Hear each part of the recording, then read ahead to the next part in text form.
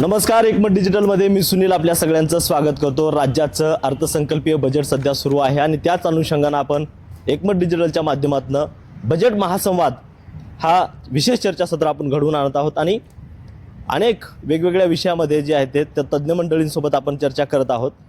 अर्थसंकल्पामध्ये केलेल्या घोषणा, केलेल्या तरतुदी त्या कितपत सत्यात उतरलेल्या आहेत आणि त्याच सगळ्या विषयावर बोलण्यासाठी आज आपण जे आहेत राज्यातली आणि देशातली बेरोजगारी आणि त्याचबरोबर महागाईचा जो आलेख वाढलेला आहे तो कसा सर्वसामान्याला न परवडणारा आहे आणि सरकारनं यामध्ये काय पावलं उचलणं गरजेचं आहे या सगळ्या विषयावर बोलण्यासाठी आज आपल्या चर्चेमध्ये सहभागी आहेत मान्यवर। खरं तर धनंजयजी कुलकर्णी सर आपल्यासोबत आहेत, बँकिंग क्षेत्रामध्ये कार्यरत आहेत, त्याचबरोबर कामगारांचे नेतेसुद्धा आहेत, त्याचबरोबर प्राध्यापक आनवले सर आहेत आपल्यासोबत, शिक्षण क्षेत्रामध्ये त्यांचं सरांचं मोठं काम आहे, त्याचबरोबर भटक्या विमुक्तांचे संघटनेचे नेतेसुद्धा सर आहेत, त्याचबरोबर प्राध्यापक डॉक्टर अनिल जायभाई सर आहेत, शिक्षण क्षेत्रामध्ये त्यांचं मोठं योगदान आहे सरांचं, त्याचबरोबर उपविद्यापीठ नांदेड इथं सामाजिक शास्त्र विभागाचे ते प्रमुख सध्या आहेत, त्याचबरोबर राजकुमार होळीकर जी आहेत आपल्यासोबत, अखिल महाराष्ट्र जनरल कामगार संघटनेचे नेते आहेत आणि सर्वच मी मान्यवरांचं स्वागत करतो। खरं तर अनवले सर, मी आपल्यापासून सुरुवात करतो। राज्यामध्ये जर पाहिलं तर मोठ्या प्रमाणामध्ये बेकारीचं जे आहे ते प्रमाण वाढलेलं आहे, बेरोजगारीचं प्रमाण वाढलेलं आहे। काय प्रमुख कारणं वाटत आहेत, कशामुळे हे बेरोजगारी जी आहे ते दिवसेंदिवस वाढत आहे? कारण असं काही नाही, राज्य सरकारच्या समोर बेरोजगारी कमी करण्याच्या संदर्भात कोणतंही मजबूत असं धोरण नाही आणि त्याच्यामुळंच किंवा या सरकारची इच्छाशक्तीच नाही असं आपल्याला म्हणता येईल। बेरोजगारी हा त्यांना प्रश्न महत्त्वाचा वाटतच नाही। बेरोजगारी आणि दारिद्र्य निर्मूलन या दोन गोष्टी अर्थसंकल्पातून स्पष्ट झाल्या पाहिजेत। मुळात या राज्यातली कारखानदारी वाढली पाहिजे, हाही एक त्यामध्ये एक दिशा असू शकते त्या सगळ्या गोष्टींमध्ये। पण असं कोणतीही बाब आत्तापर्यंत या वर्षभरामध्ये सरकारकडनं काही पावलं उचलली गेली आहेत असं झालेलं नाही। केवळ मोठे मोठे आकडे तोंडावर मारायचे, प्रेसमध्ये रिलीज करायचे आणि सांगायचं की आम्ही फार मोठं काही करून आलेलो आहोत। मुळात उद्या राज्य सरकार जे काही घोषित करणार आहे त्याच्या अगोदर त्यांनी जाहीरनामा काय केला त्याचा आपण जर विचार केला तर जाहीरनाम्यामधल्या गोष्टींकडे कशा रीतीनं वाटचाल केली जाते हे लक्षात येतं। बाब अशी आहे की राज्याचा अर्थसंकल्प असेल किंवा देशाचा अर्थसंकल्प असेल, ती केवळ जमा आणि खर्चाची आकडेमोड नसते। ती मुळात जमा खर्च मांडणं म्हणजे अर्थसंकल्प नसतो। अर्थसंकल्पातून सरकारची मानसिकता लक्षात येते, कोणत्या क्षेत्रावर सरकार भर देऊ इच्छितं हे आपल्याला लक्षात येतं। पण देशाचे मुख्यमंत्री असतील किंवा राज्याचा उद्योगमंत्री असेल, यांनी आत्तापर्यंत कोणत्याही प्रकारचं ठोस असं पाऊल उचललेलं नाही आणि त्यामुळं बेरोजगारी हटेल याच्या संदर्भामध्ये आम्ही खूप साशंक आहोत। त्याच्यासाठी एक नियोजनबद्ध कार्यक्रम जो राबवला पाहिजे तो कार्यक्रम अजूनपर्यंत सरकारच्या समोर आलेला नाही, एवढेच मी सांगू शकतो तुम्हाला। माझा प्रश्न धनंजय रावना आहे। धनंजयजी, बेरोजगारी ही कायमचीच डोकेदुखी ठरली आहे, यावर उपाय काय हा एक प्रश्न। दुसरा, दावोसच्या दौऱ्यानंतर सरकारकडून रोजगार निर्मितीचे मोठमोठे आकडे समोर येतात, मग हे रोजगार जातात कुठे? नाही, मूळ मुद्दा पहा, मी याच सरकारला ते दोष देणार नाही जी सुरुवात त्याही पूर्वीपासून आहे, पण या सरकारने त्याचा ती ग्रोथ जी आहे किंवा जी स्पीड आहे ती वाढवलेली आहे। आत्ता जेवढी डेव्हलपमेंट केली जाते ती जॉबलेस ग्रोथ आहे असं जे सांगितलं जातं किंवा दावोसमधली इन्व्हेस्टमेंट आणली ते कॅपिटल इन्सेंटिव्ह उद्योग आहेत, ज्या उद्योगामध्ये टेक्नॉलॉजीचा अत्यंत बेसुमार वापर आहे आणि त्या ठिकाणी ती जी ग्रोथ होती आहे, इन्व्हेस्टमेंट केली जाते आहे, ती विदाऊट ग्रोथ ऑफ एम्प्लॉयमेंट आहे।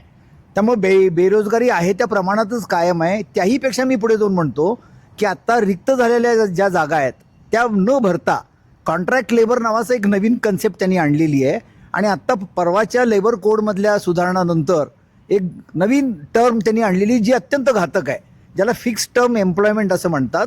2 किंवा 3 वर्षाच्या कालावधीसाठी एखाद्याला एम्प्लॉयमेंट दिली जाईल, म्हणजे स्थायी स्वरूपाची ती एम्प्लॉयमेंट असणार नाही।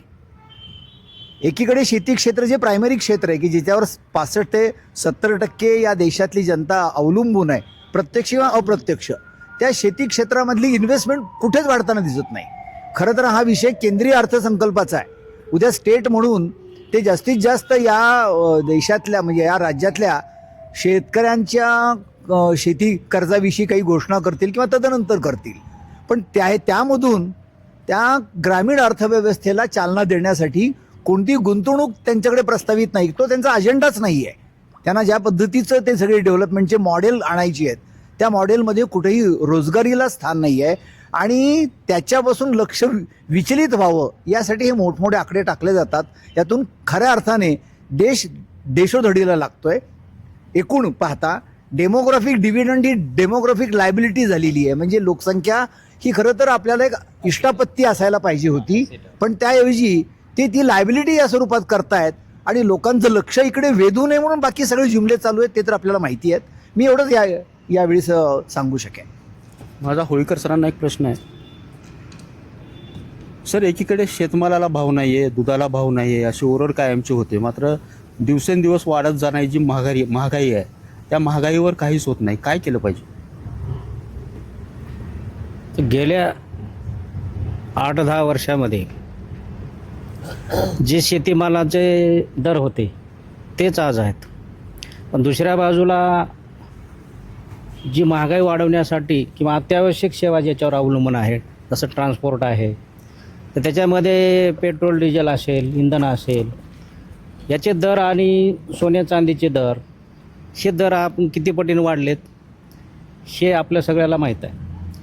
सरकारचं शेतीमालाचं दाम दुप्पट करायची जी काही घोषणा होती, हमीभावाची जी काही घोषणा होती, ते सोडून देऊन शेतकऱ्यांना उद्ध्वस्त करण्यासाठी 4 कायदे आणले आणि ते कायदे रद्द होण्यासाठी देशभर जे आंदोलन झालं, दिल्लीत आंदोलन झालं, त्याचा परिणाम ते कायदे सध्या स्थगित आहेत.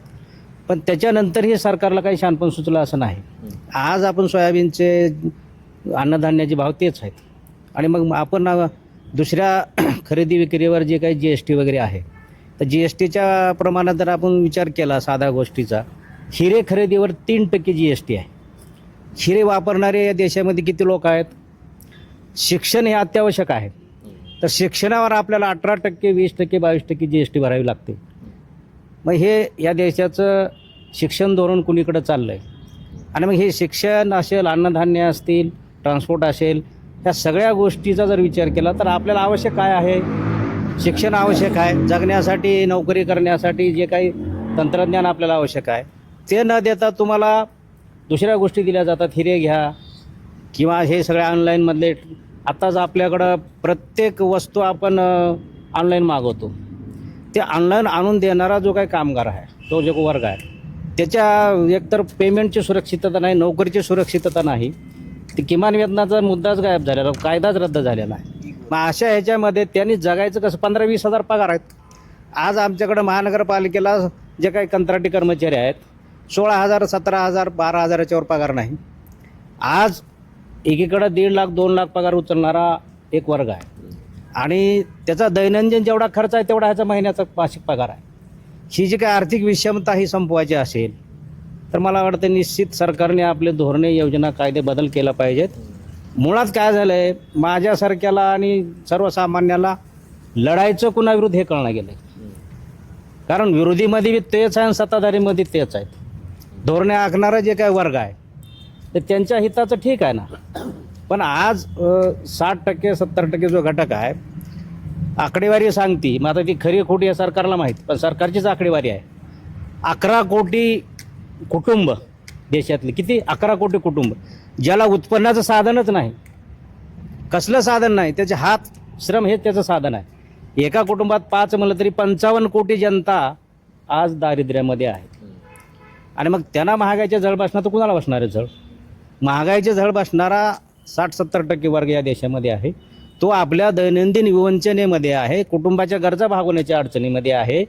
तो लग्नासाठी मुलीच्या असेल, आरोग्यासाठी असेल, तो कर्ज काढून हे सगळं भागवतो आणि मग तो लढण्यासाठी रस्त्यावर येत नाही. आज रस्त्यावरची लढाई असेल तर ही माझ्यासारख्याला ज्याला हे कळते त्याची जबाबदारी आहे.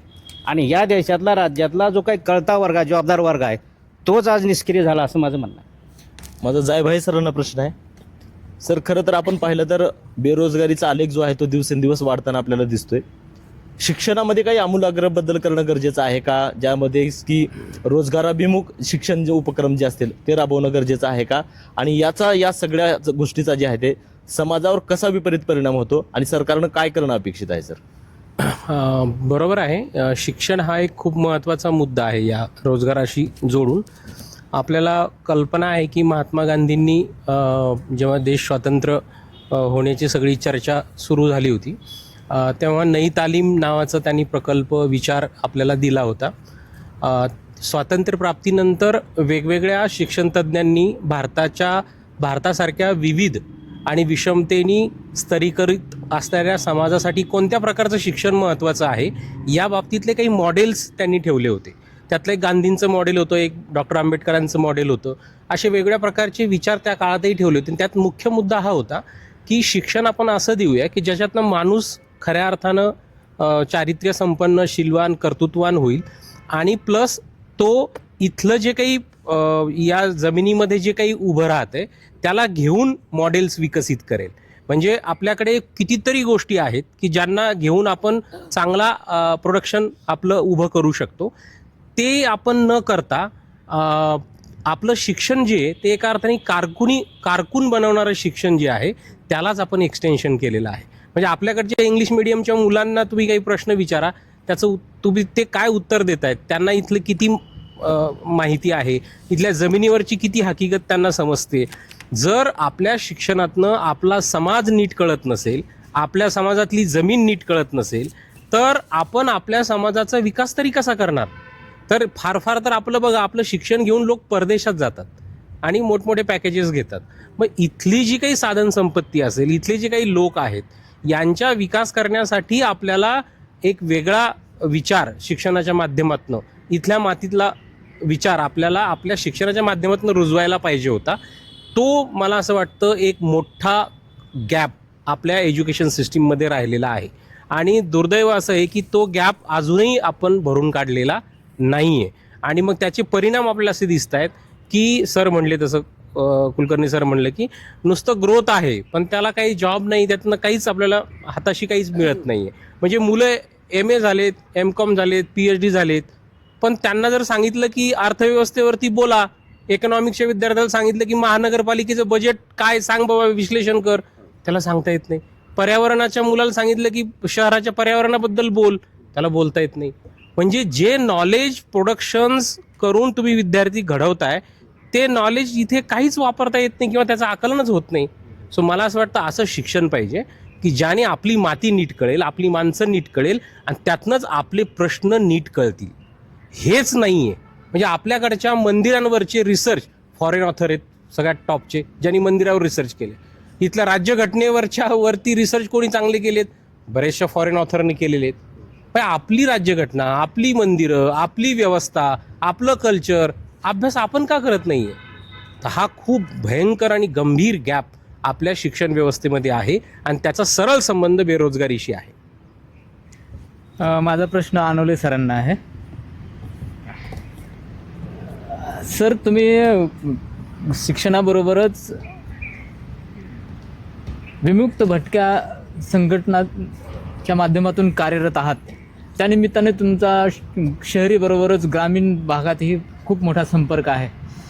शहरी बेरोजगारी आणि ग्रामीण बेरोजगारी असं दोन वेगवेगळे घटक किंवा वेगवेगळे करून त्या दोघांच्या बेरोजगारीवर प्रश्न मिटवण्यासाठी वेगवेगळ्या काय उपाययोजना करता येऊ शकतात का? आणि तशी तरतूद या अर्थसंकल्पात होऊ शकेल का?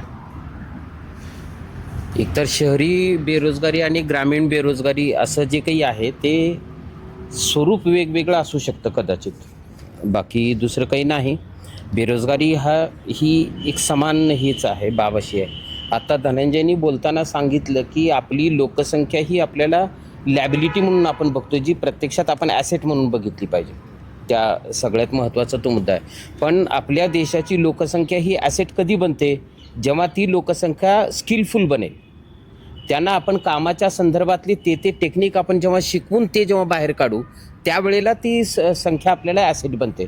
म्हणजे अबुल कलामांनी ज्या वेळेला मागे सांगितलेलं होतं की 2020मध्ये मला भारत हा महागुरू झालेला बघायचा आहे, जो जगावर रूल करेल असा भारत मला बघायला आवडेल, असं जे स्वप्न त्यांनी त्यांच्या राष्ट्रपती पदाच्या काळामध्ये सांगितलेलं होतं. त्याला एक 15-1 वर्षाचा स्पॅन होता त्या काळामध्ये. त्या दृष्टिकोनातून जी पावलं उचलायला पाहिजे होती ती सरकारनं उचललेलीच नाहीत. आता मुळात पुन्हा आपण बेसिककडे जर गेलो तर आपल्याला हे लक्षात येईल पहा की अगदी सुरुवातीला पंतप्रधान नेहरूंनी आपली मिश्र अर्थव्यवस्था स्वीकारलेली आहे, म्हणजे जिथं प्रायव्हेट सेक्टरही आहे आणि पब्लिक सेक्टरसुद्धा आहे. पण बाब अशी आहे की पब्लिक सेक्टरमधून ते निर्गुंतवणुकीचं डिसइन्व्हेस्टमेंट ज्याला आपण म्हणतो ती डिसइन्व्हेस्टमेंट करायची आणि ते सुद्धा प्रायव्हेट सेक्टरकडे ट्रान्सफर करायचं. पण ते करायला की हरकत नाही, त्याची प्रॉफिटेबिलिटी टिकावी, त्यातून ते व्यवसाय नीट चालावेत, हा दृष्टिकोन सरकारचा असू शकतो. पण what about the unemployment, what about the employment and what about the youth, हा जो मुद्दा आपल्यासमोर येतो तो मुद्दा अतिशय भीषण आहे.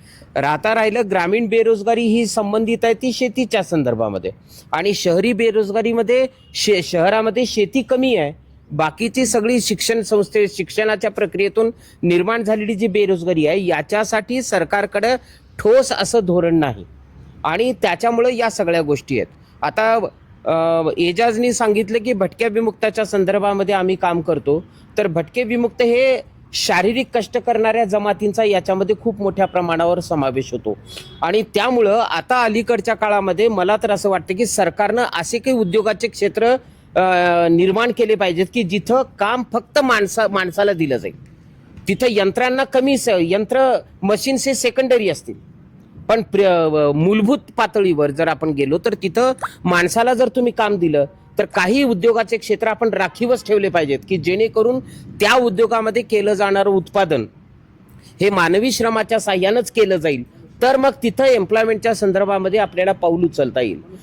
मनुष्यबळ. आता बाब राहिलं सरकारकडे सुद्धा आपण आता हे बघितलं पाहिजे, सरकार म्हणजे नोकऱ्या निर्माण करणारी संस्था या दृष्टिकोनातून जर तुम्ही बघायला लागला तर आपण कदाचित तिथं थोडंसं वेगळ्या पद्धतीनं चाललोय हे आपल्याला बघावं लागेल. सरकारची जबाबदारी रोजगार निर्माण करणं नाही आहे, ते सरकारी क्षेत्रामधलं करेली, पण सदा सर्व काळ नोकऱ्या निर्माण केल्याच पाहिजे तरच ते सरकार यशस्वी आहे अयशस्वी आहे हा निकष आपल्याला थोडासा तपासून बघावा लागणार आहे.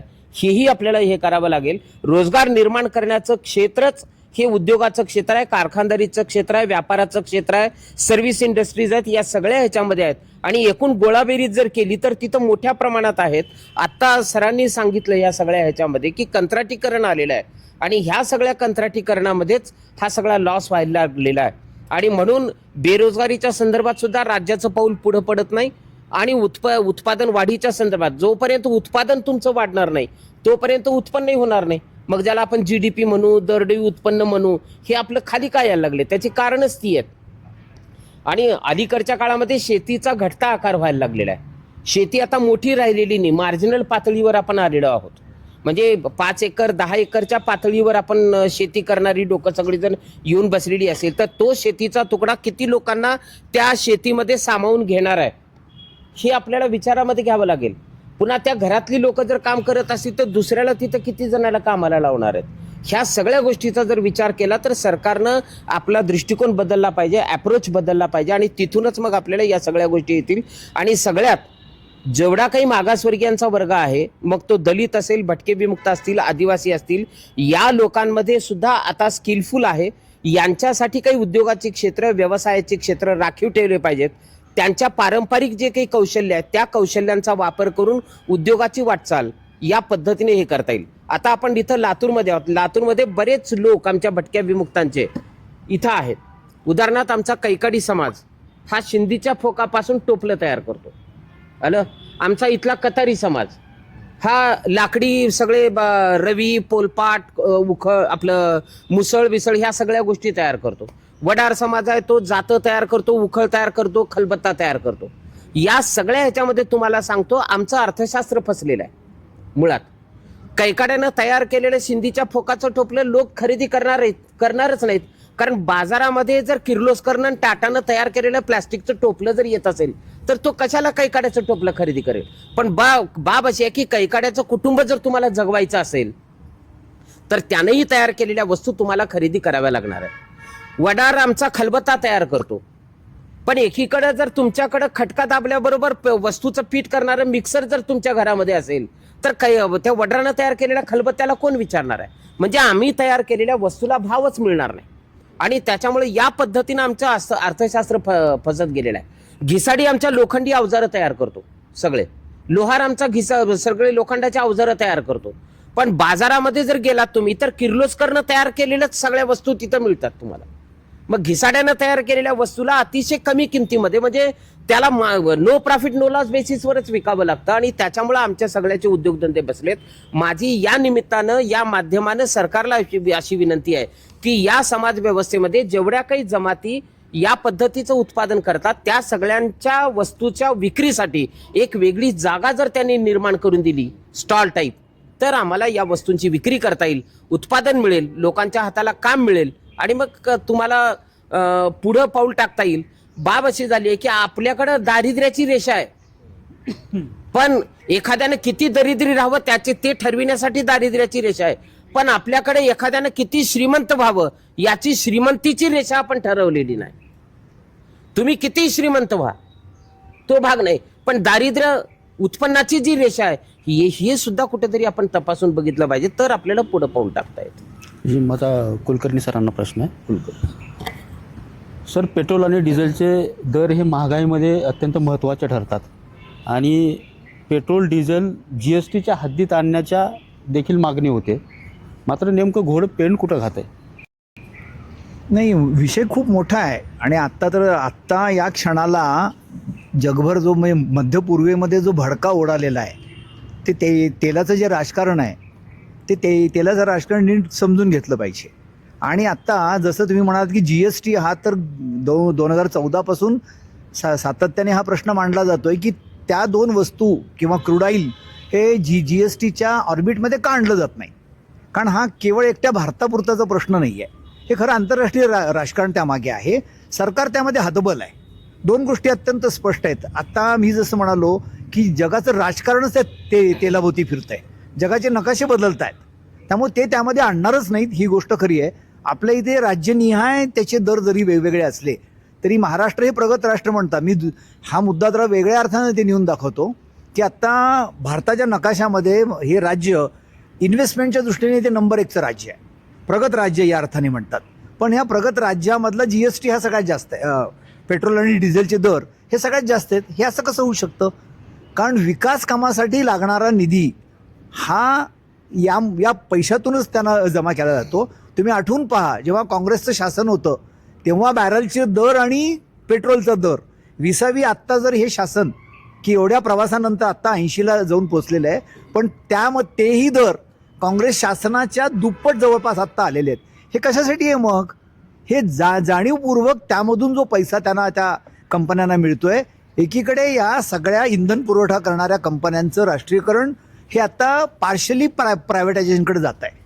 त्यामधून मिळणारा महसूल या देशातल्या सरकारला पाहिजे, तो पैसा त्यांना या पद्धतीने वापरायचा आहे. हे राज्याचा तर हा विषय असूच शकत नाही. ते जास्तीत जास्त दरामध्ये फरक करू शकतील, पण मला नाही वाटत ते आत्ताचं जे 2 पायाचं आणि 3 पायाचं 3 इंजिनाचं सरकार हे असूच शकत नाही. हे परावलंबी सरकार आहे. मी तर राज्याची गोष्ट बोलत नाही, हे देशच परावलंबी आहे.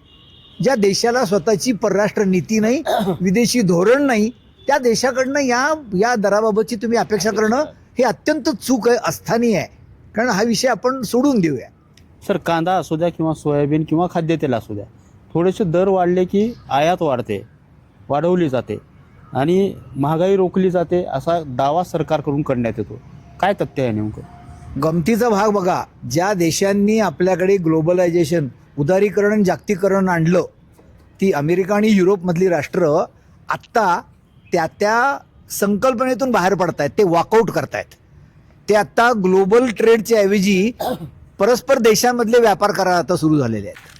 म्हणजे एक काळ असा होता की त्यांनी आपल्यावर सँक्शन्स म्हणतात, निर्बंध लादले की तुम्हाला जर WTO आणि ह्याच्याकडनं हे करायचं असेल, IMF कडनं फंड्स पाहिजे असतील तर तुम्हाला याचा WTOचा सभासद व्हायला पाहिजे. आंतरराष्ट्रीय व्यापाराचे निकष ठरले होते. ते निकष काळाच्या ओघामध्ये इतके निखळून पडले कारण ह्या प्रत्येक अर्थव्यवस्था आत्ता डबघाईला आलेल्या आहेत. सगळीकडे बेरोजगारी आणि महागाई तुम्ही अगदी बँकामध्ये ठेवलेल्या पैशाचा आत्ता व्याज जर बघितला जो निगेटिव्ह आहे, म्हणजे जी सॅलरी मिळते ती उपभोगाला पुरेशी नाही आहे. जे व्याज गुंतवणुकीवर जे व्याज मिळतं ते व्याज निगेटिव्ह पद्धतीने मिळतं. म्हणजे पैसा गुंतवणुकीलाही नाही, उपभोगालाही नाही, आणि एकीकडे सगळा हा पैसा जर पाहिला तर तो गुंतवणूक प्रधान असलेल्या मल्टीनॅशनल कंपनीजकडे जात आहे, मोनोपोलीजकडे जात आहे, मल्टीनॅशनलच्या पलीकडे. त्यामुळं ह्या अर्थव्यवस्था डबघाईला आलेल्या आहेत. त्यामुळं हा आत्ता व्यापाराचा जो नवीन प्रकार आपण बघतोय की प्रत्येक देश आपला आपला एक स्वतंत्र व्यापार करार करतोय, त्यातून एक जागतिक स्तरावरची अनागोंदी आत्ता माजलेली आहे. आणि आपण कोणत्या अस्थिरतेच्या दिशेने जातोय हे आत्ता भले भले विचारवंत आणि अर्थशास्त्रज्ञ हे चिंतित आहेत की नक्की काय होईल. निर्याती तुम्ही आत्ता सांगितलं कांदा आणि ह्याची गोष्टच तुम्ही सोडा. काल परवा केलेला अमेरिकेबरोबरचा करार जो अजूनही गुप्त ठेवण्यात आलेला आहे. या देशाचं दुर्दैव असं आहे की देशांनी परराष्ट्राशी केलेला व्यवहार या देशाच्या सर्वोच्च व्यासपीठावर म्हणजे संसदेमध्ये मांडला जात नाही, तो ट्रान्सपरंटली मांडला जात नाही. ही नवीन एक बायनरी आलेली आहे आणि ही लोक याबद्दल शांत आहेत. विरोधी पक्ष क्षीण आहे. एखादा काँग्रेस विरोधी पक्ष नेता त्या ठिकाणी बोलतो, पण ज्या पद्धतीने त्यांचं ट्रोलिंग केलं जातं आणि हा विषय दुसरीकडे वळवला जातो हे पाहता अत्यंत गंभीर प्रसंगाकडे आपण चाललेलो आहोत. आपल्याला विदेश नीती नाही, आपल्याला परराष्ट्र नीती नाही. आयात निर्यात व्यापारामध्ये गेल्या 8 दिवसामध्ये जी घट झालेली आहे ही पाहता आपण पुन्हा एकदा क्रायसिसकडे वाटचाल करतोय. आणि मला वाटतं ही खूप चिंताजनक आहे. महाराष्ट्र शासनाने हा विषय देशाच्या पातळीवर आंतरराष्ट्रीय पातळीवर झाला. आपण अर्थसंकल्पाची गोष्ट करतोय. मला असं वाटतं की महाराष्ट्राच्या पातळीवर ज्या ठिकाणी ॲग्रिकल्चर हे अजूनही चांगल्या स्थितीत आहे, एक मुख्य स्रोत आहे, त्या ठिकाणी या शासनाने या महाराष्ट्र राज्यातल्या शेतकऱ्यांना जगवायचं असेल तर त्यांना ह्या धोरणानं मुरड घालावी लागेल. अन्यथा जे दिल्लीच्या बॉर्डरवर घडलं ते महाराष्ट्राच्या बॉर्डरवर ते घडलं पाहिजे, जे नाशिकला एकदा घडून गेलं. आणि मला एक कामगार कार्यकर्ता म्हणून मला असं वाटतं हे अपील करून हे सरकार बदणारं नाही आहे. त्या ठिकाणी आंदोलनाशिवाय दुसरा मार्ग असू शकत नाही. शेतकऱ्यांना कष्टकऱ्यांना एकत्र येऊन या नीतीचा आग्रह धरला पाहिजे, त्या अंमल केल्या जाव्यात, यासाठी त्यांना पराकुटीचे प्रयत्न करावे लागतील. सरकार नवउद्यमींसाठी अनेक योजना जसं की स्टार्टअप आहे, मुद्रा आहे, आणि दुसरीकडे तर बेरोजगारीचे तांडे उभे आहेत. म्हणजे हे चित्र बदलेलं कसं आणि काय नेमकं ह्याच्यासाठी अर्थसंकल्पामध्ये तरतूद करावी लागेल किंवा काय करावं लागेल? आपल्याकडे नव्या संकल्पना खूप छान आहेत. एक रेवडी नावाचं एक शब्द आपण ऐकला, म्हणजे आपल्या देशाच्या पंतप्रधानांनी आपल्याला सांगितलं रेवडी म्हणून. रेवडीचे 2 प्रकार आहेत. एक रेवडी डायरेक्ट द्यायची आणि एक वेस्टर्नात गुंडाळून द्यायची. ते वेस्टर्न जे होतं ते स्वनिधी होतं. स्टार्टअपच्या काय पूर्वी PMRY जशा स्कीम होत्या तशा ह्या अनेक स्कीम ज्या आल्या ते त्या वेळेस मतं खरेदी करण्याकरता, माहोल बदलण्याकरता आणलेल्या होत्या. एक गोष्ट लक्षात घ्या, आत्ता सगळी उत्पादनाची साखळी, आत्ता जे अनोले सर सांगत होते की ह्या हस्तकारागिरांना, परंपरागत जे व्यवसाय करणारा त्यांना ऊर्जितावस्थाच येऊ शकत नाही. कारण ज्याच्याकडे कॅपिटल इन्सेंटिव्ह असे उद्योग आहेत, जी वस्तू मला तयार करायला 10 रुपये लागतात, उत्पादन खर्च 10 आहे, तो जर मी 2 रुपयात तुम्हाला देत असेल, विक्री मूल्य त्याचं देत असेल, तर 10च्या वस्तूकडे मी येणारच नाही कधी. त्यामुळे आता मॉलमध्ये जाऊन कांदा घेण्याची प्रवृत्ती यांनी आता निर्माण केलेली आहे. गाड्यावरचा मी कांदा घेत नाही. त्यामुळे आत्ता शेतीमाल असो, बाकी उपभोगाच्या वस्तू असतो, ह्या सगळ्या मल्टीनॅशनल कंपनीज आणि मोनोपोलीज कंपनींनी ताब्यात घेतलेल्या आहेत. या देशातलं रिटेल जे आहे ते पूर्णपणे 2-3 हाऊसेसकडे आहे. मग ते रिलायन्स असेल, टाटा असेल, ह्यांनी हायजॅक केलेले आहेत. त्यामुळे या लोकांना, या उत्पादित असलेल्या घटकांना हे तुम्ही 10-20 हजारची कर्ज देऊन ही तात्पुरती त्यांची आत्ता रिव्होल्ट करण्याची जी क्षमता आहे ती मारण्याचा हा प्रयत्न आहे. पूर्वी IRDP असायचं. संघर्षाची नांदी दिसू लागली की त्यांना 5,000, 10,000, 15,000, 20,000चे तुकडे फेका आणि त्यांची मनं शांत करा. ही एक नवीन पद्धत सुरू झालेली आहे आणि त्याला आत्ता राजमान्यता देखील मिळालेली आहे. त्यामुळं ह्या उद्यमीच्या जे नावाच्या गोष्टी आहेत, स्टार्टअप, तुम्ही आढावा काढून घ्या. आत्ता ती आकडेवारी नसली तरी त्यातले 85% उद्योग हे आत्ता उभेच राहू शकत नाहीत, कारण त्यांना मार्केट नाही आहे. ॲश्युअर्ड असं मार्केट नाही आहे. स्पेशल इकॉनॉमिक झोन नावाची कन्सेप्ट आली होती 20 वर्षापूर्वी, सेज. ती पूर्णतः फेल गेली. ती फेल जाणार ही त्यांना माहीत होतं, कारण त्यांचा डोळा त्या जागेवर होता, उद्योगावर कधीच नव्हता. सरकारचे आणि कॉर्पोरेट्सचे हे पूर्वी जे छुपे संबंध होते ते आता राजरोस हिंडताना दिसत आहेत. हे आपलं दुर्दैव आहे. मी जायभाई सरांना प्रश्न विचारतो. सर, राज्य सरकारकडनं गेल्या अर्थसंकल्पामध्ये कौशल्य विकास योजना जी आहे ती राबवली होती, ती किती प्रभावी ठरली आणि हे स्टार्टअप असेल किंवा उद्योजकता असतील याच्या माध्यमातून जी बेकारी जी आहे ती कमी होईल असं वाटते का? मला असं वाटतं की काही त्यातनं फार असा काही मोठा फरक पडेल असं नाही आहे. मूळ मुद्दा कुलकर्णी सरांनी बोलला की जे आपल्याकडे स्टार्टअप, मुद्रा लोन आणि ज्या काही योजना येतात तर त्याच्या घोषणा होतात, त्याच्याबद्दलचे जाहिरात होते, त्याच्या जाहिरातीवर जास्त खर्च केला जातो आणि जेव्हा आपण वर्षाच्या शेवटी किती मुद्रा लोन दिलं आणि किती लोकांनी स्टार्टअप सुरू केलं याचा जर आपण लसावी मसावी काढला तर आपल्याला घोर निराशा येईल आणि आपल्या लक्षात येईल की ज्या ज्या मोठ्या मोठ्या गोष्टी आपण बोललेलो आहेत त्याचं शेवटी सारांश काय आहे. तर सारांश आपल्याला असं दिसेल की फारसा काही आपण त्या अर्थाने काही त्याच्यात उभं केलेलं आपल्याला दिसत नाही आहे. राहिलं कौशल्याच्या बाबतीतला मुद्दा, सगळीकडे भारतभरामध्ये आणि सगळ्या शिक्षण क्षेत्रामध्ये सगळीकडे आणि अनेक NGOमध्ये पण कौशल्य कौशल्य कौशल्य कौशल्य हाच शब्द अक्षरशः म्हणजे दररोज उठल्या बसल्या ते वापरत आहेत. पण तुम्हाला एक लक्षात घ्या की जे लोक बहुजन तळागाळातली लोक शिक्षणामध्ये पहिल्यांदा येत आहेत त्यांना फक्त कौशल्य देऊन चालेल का? तर त्यांना नॉलेज प्लस कौशल्य असं धोरण आपलं असायला पाहिजे. लक्षात घ्या, नुसतं त्यांना कौशल्य शिकवायचंय याच्यात धोका आहे. कारण कौशल्य उद्या तंत्रज्ञान विज्ञान बदललं ना ते सगळं कौशल्य कुचकामी ठरणार आहे आणि ही पिढीच्या पिढी बर्बाद होणार आहे. सो आपण हा आग्रह धरला पाहिजे की ज्ञान आणि कौशल्य हे दोन्ही एकत्रित असायला पाहिजे. आणि आपल्याकडे आत्ता फक्त कौशल्याची चर्चा केली जाते. तर मला असं वाटतं हे अत्यंत घातक राजकारण आपल्या शिक्षण व्यवस्थेमध्ये सुरू झालेलं आहे कौशल्याच्या नावाने. आणि आत्ता या बाबतीत आपण त्वरित म्हणजे एका अर्थाने याचा अर्थ असा नाही की कौशल्याला आपण कमी महत्त्व द्यायचं आहे, परंतु कौशल्य कधी महत्त्वाचं ठरेल जेव्हा त्या बाबतीतलं त्याचं नॉलेज त्याच्याकडे असेल तरच ते कौशल्य महत्त्वाचं आहे. होळीकर सरांना माझा प्रश्न आहे.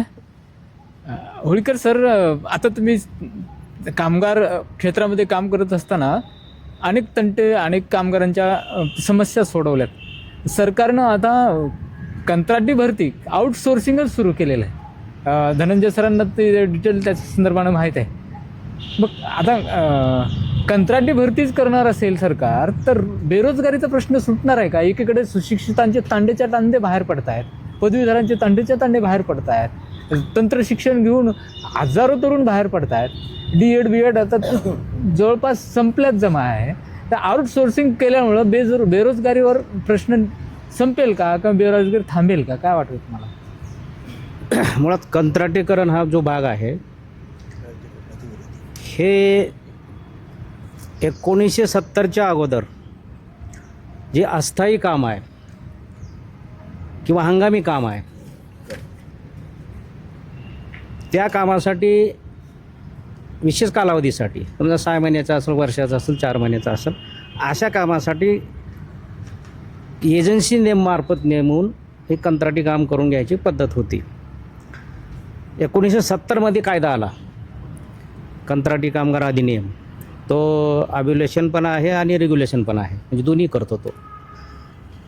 त्याच्यामध्ये सांगितलेलं आहे की जे काही स्थिर काम आहे, मूळ काम आहे, एखाद्या आस्थापनेचं जर मूळ काम असेल, उदाहरणार्थ आपल्याकडलं आता नगरपालिका, महानगरपालिका असेल, महानगरपालिकेचं मूळ काम आहे स्वच्छता ठेवणे, पाणी देणे, लाईट देणे, शिक्षण देणे, आरोग्य देणे, हे त्यांचं मूळ काम आहे. मूळ कामाला कंत्राटी कामगार लावता येत नाही, हा कायदा 1970चा आहे. 1970पासून आज आपण 26मध्ये आहोत. हे कायम प्रथा चालत आली, याचं अब्युलेशन कुठं झालंच नाही, रेग्युलेशनच चालू आहे. आता रेग्युलेशनसुद्धा नाही, या सरकारमध्ये तर त्यांनी रेग्युलेशनसुद्धा उठवलेलं आहे आणि टोटल कंत्राटीकरण केलेलं आहे. पूर्वी आपल्याकडं जे सेवा उद्योग होते ज्याच्यामध्ये आपल्याकडे LIC आहे, MSEB आहे, पोस्ट आहे, असे जे काही बँक आहे, अशा जे काही सेवा उद्योग होते ह्या सेवा उद्योगाचं राष्ट्रीयकरण केलं. ते राष्ट्रीयकरण प्रथा आता बंद झाली. आता सगळे सेवा उद्योग खाजगीकरण खाजगीकरण म्हणण्यापेक्षा मालकी निर्माण झाली. एखाद्या ग्रुपला द्यायचं, एखाद्या मालकाला द्यायचं, ही प्रथा आज सर्रासपणे चालू आहे. तर याचं वाईट ना समाजाला आहे, ना समाजातल्या जाणकाराला आहे, ना इथल्या कर्त्याला, जे काही धोरणकर्ते आहेत, राजकर्ते आहेत, यांना कुणालाही याचं देणं घेणं नाही. आजची आकडेवारी जर सांगितली आपल्याला, 1% वर्गाकडं, अतिश्रीमंत जो 1% वर्ग आहे, 288 काहीतरी ते लोक आहेत, 1%सुद्धा नाहीत, त्यांच्याकडे 51% संपत्ती आहे देशातली. जो टॉपचा 10% वर्ग आहे त्याच्याकडं 64% संपत्ती आहे देशातली. उत्पादनाची साधनं, मालकी सगळे त्यांच्याकडं आहे. आज आमचा जो काही कष्टकरी, श्रमिक, शेतकरी हा जो खालचा वर्ग आहे, जो 60% 65% घटक आहे, याच्याकडं किती टक्के संपत्ती आहे? 3 ते 4% संपत्ती आहे घटकाकडं. आणि हा घटक राज्याच्या असेल, केंद्राच्या असेल, करमध्ये, टॅक्समध्ये जो GST भरतो तो 64% GST भरतो. आणि जे उद्योगपती आहेत एवढे मोठे ते 4% GST भरतात. मग देश कोण चालवतो, देश कोण उभा करतो? तो हा कामगार, श्रमिक, कष्टकरी हा देश बांधतो, देश उभा करतो, विकास निर्माण करतो. विकासाचा वाहक आणि विकासाचा निर्माता हा घटक आहे. आणि मग या घटकाला जर तुम्ही कंत्राटी पद्धतीनं वागवणार असेल तर मला वाटतं मग हे देश चालला कुणीकडं. आणि ह्या धोरणाला आमचा विरोध अनेक वर्षापासून आहे. इथं कुलकर्णी साहेब आहेत, बँकिंग क्षेत्रामध्ये प्रचंड विरोध त्यांनी केलेला आहे. पण याच्यामध्ये समाजाला काही देणं घेणं नाही. बेकारीची झळ किंवा त्या कंत्राटकरणाची झळ ज्याच्या कुटुंबापर्यंत पोचत नाही त्याला त्याच्यातलं महत्त्व कळत नाही. आणि म्हणून आज कंत्राटीकरणाला किंवा राष्ट्रीय उद्योगाच्या खाजगीकरणाला, कामगाराच्या शोषणाला राजमान्यता आहे, शासन मान्यता आहे, समाज मान्यता आहे. त्याच्यामुळं हा विषय अधिक तीव्र होणार आहे. या ठिकाणी मी जर बोललो तर ते कोणी वावगं ठरवू नये. इथं आपल्याकडं येणाऱ्या काही काळामध्ये अराजक माजल्याशिवाय राहणार नाही, हे मला दिसणारं चित्र आहे. कदाचित माझं ते काळाच्या ओघात तुम्हाला पुढं दिसेल, पण आज त्याला कोणी खोटं मानेल. पण मी म्हणतो येणाऱ्या 10 वर्षाच्या काळामध्ये आज आमच्याकडं जगण्याला साधनच नाही ना. मग कंत्राटीकरणामध्ये पर्याय नाही आम्हाला काम केल्याशिवाय. आज लातूर महानगरपालिका, कुठलीही नगरपालिका घ्या, निलंगा नगरपालिकेमध्ये 7-8 महिन्यापासून कंत्राटी कामगाराचं पेमेंट नाही. तिथे एक ठेकेदार काम करतो. कंत्राटीकरणाला मध्ये तुम्हाला का मान्यता दिली जाते? कायमस्वरूपी कर्मचाऱ्याला 60-70 हजार 50 हजार पगार आहे.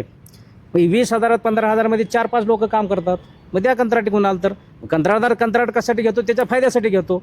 तो त्याच्या नफ्यासाठी काम करतो. तो तुम्हाला जगवण्यासाठी काम करत नाही. तो स्वतः जगण्यासाठी, स्वतः श्रीमंत होण्यासाठी तो कंत्राट घेतो. आणि मग कंत्राट घेण्याची एक पद्धत आहे. त्याला किमान वेतन दर, कामगार कायदे लागू असतात. त्या कायदे मोडून कंत्राट दिलं जातं. जो लो रेटनं टेंडर भरतो त्याला कंत्राट दिलं जातं. आज आमच्याकडं कामगार खातं त्याच्यावर सुपरविजन करतं, देखरेख करतं. कामगार खात्यामध्ये 60% जागा रिक्त आहेत. 40% जागेवर कामगार खातं चाललं आहे. आता नवीन 4 कोड आले त्याच्यामध्ये तर तुम्हाला 100% कंत्राटीकरण आहे.